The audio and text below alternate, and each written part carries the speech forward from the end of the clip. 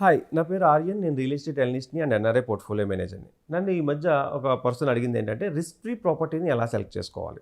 So, ఇప్పుడున్న technology యుగంలో risk free property select చేసుకోవడం చాలా ఈజీ. ఎలా అంటే మీరు హెచ్ఎండిఏ రెరా అప్రూవల్ గానీ, డీటీసీపీ రెరా అప్రూవల్ గానీ, ముడా రెరా అప్రూవల్ గానీ తీసుకుంటే చాలా వరకు రిస్క్ ఫ్రీ ఉంటుంది. నెక్స్ట్ మనం చెక్ చేయాల్సింది ఏంటంటే, ప్రమోటర్ ఎలాంటి వాళ్ళు? అంటే ఈ కంపెనీకి ఉన్న బ్యాక్‌గ్రౌండ్ ఏంటి? వీళ్ళ యొక్క డెవలప్‌మెంట్స్ ఎలా ఉన్నాయి? వీళ్ళు ఆన్ టైమ్‌కి మనకి కమిట్మెంట్‌గా ఇస్తున్నారా లేదా?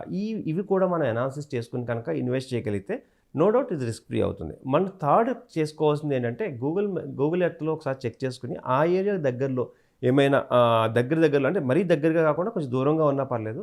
ఏమన్నా లేక్స్ లాంటివి ఉన్నాయా? లేకపోతే ఏమన్నా పెద్ద పెద్ద గుంటలున్నాయా? ఇలాంటివన్నీ చెక్ చేసుకోగలిగితే ఇప్పుడు రిస్క్ ఫ్రీ ప్రాపర్టీ తీసుకోవడం అనేది చాలా చాలా ఈజీ అయిపోయింది.